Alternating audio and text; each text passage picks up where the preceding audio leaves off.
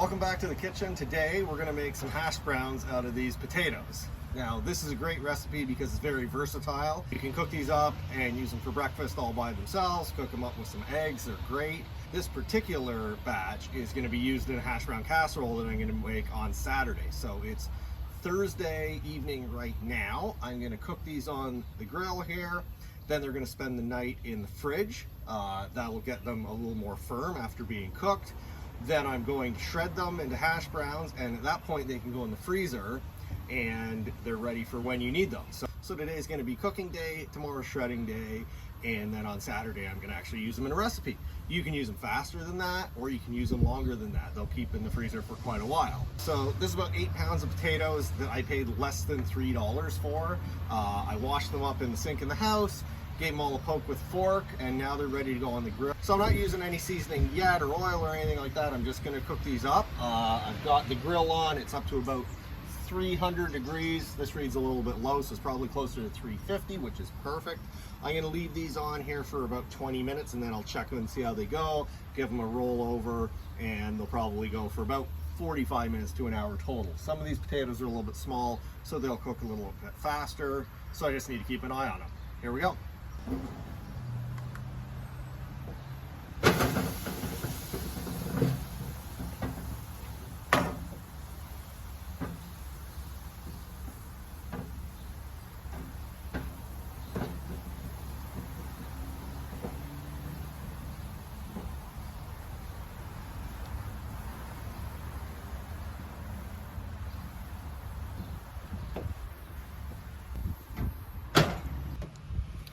Okay, 20 minutes in, and the potatoes are looking really good here. I want to cook them slow because I don't want to burn them on the outside and have them cooked on the inside. But these are looking really good. That one's pretty hot, as it should be. So we're going to go another 20 minutes, and we'll check them again. Let's roll some of these over. Oh yeah, look how good these are looking. And a little bit of char on there is going to give it a little more flavor even. You don't get that in the oven. So it looks like we're a little bit colder on this end. So turn that up a bit. That one's down a little bit.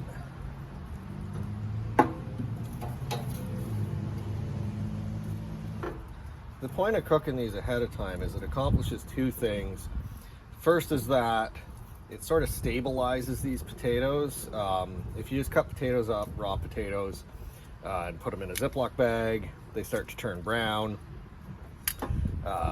They don't last well that way. You got to put them in water, and if you put them in a lot of water and then freeze them, then they get kind of soggy. So the other thing that this does is, since they're cooked a little bit, they'll cook a lot faster when I go to actually prepare these and eat them. So it saves me a little bit of time, and these are going to get used when I'm camping. And when I'm camping, I like to relax. I don't want to spend all of my time cooking, although I spend quite a bit. I think I got almost all of them. So yeah, so turn this one up a little bit, that one down a little bit, and see you in 20 minutes. So unfortunately, the thing that I didn't want to have happen, which is I ran out of propane somewhere in the middle of the second 20 minutes. Some of these are cooked, like these ones here. Obviously it's a little hotter in this area than over here. And to test them, I'm just going to take a fork, and it doesn't want to go in. I can force it in, but it doesn't really want to go in. Like this one's cooked, it just slides in easy like that. So what I'm going to do is I'm going to turn the heat off on this burner. I got a new tank on, and I'm going to shuffle some of these around a little bit and let it go a little bit longer. These are going to be really close, right? Like, you know, maybe 5 more minutes would do it.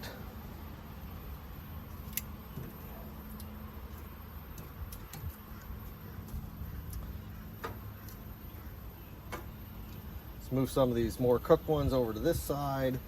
Some of these less cooked, especially the bigger ones, right? Like that's a small potato, so it's going to cook faster. And then give them a little bit of a roll around as well. Also, it's a little bit breezy today, so that's going to blow my heat around a little bit. That one's almost, that guy there is almost not cooked at all.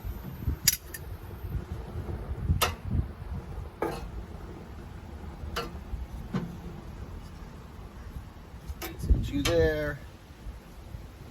And we'll see you guys back here in another 5 or 10 minutes.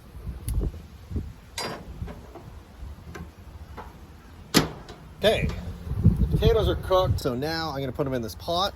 This is going to go right in the bottom of my fridge until tomorrow.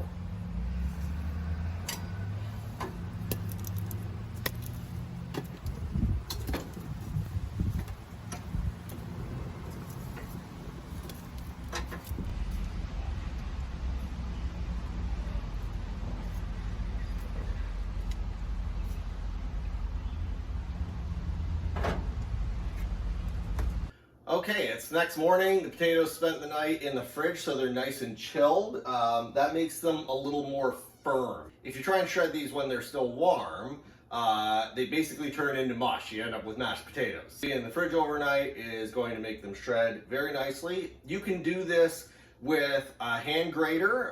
Be careful of your fingers if you're doing that, and it's going to take a lot of time if I have this many potatoes. So I've got my food processor set up with my large shredding blade. This one comes with 2. I like the bigger of the 2. That's just personal preference. So I'm going to run these through the food processor, and then they go into Ziploc bags.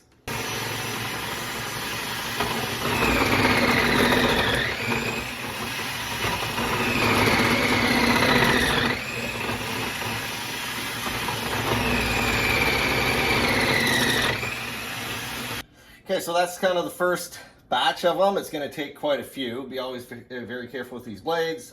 This stuff here is just going to go in the compost bin.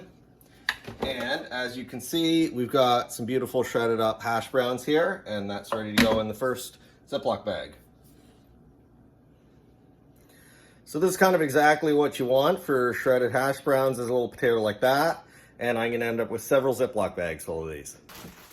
Okay, my hash browns are all shredded up, and I've got 2 giant bags.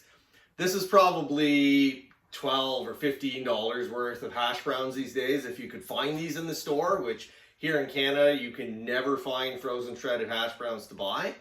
I paid $3 for all of these potatoes, and it was a fun little bit of time in the kitchen. I had some fun yesterday using the barbecue outside in the sun, and today using the food processor. Now all I have to do is some dishes, and I'm going to use these tomorrow in a recipe to make breakfast for my friends at the racetrack. So if you like this video, give me a like, and if you want to see the next video, hit subscribe, because the next video is probably going to be me turning these into a delicious hash brown casserole. See you next time in the kitchen.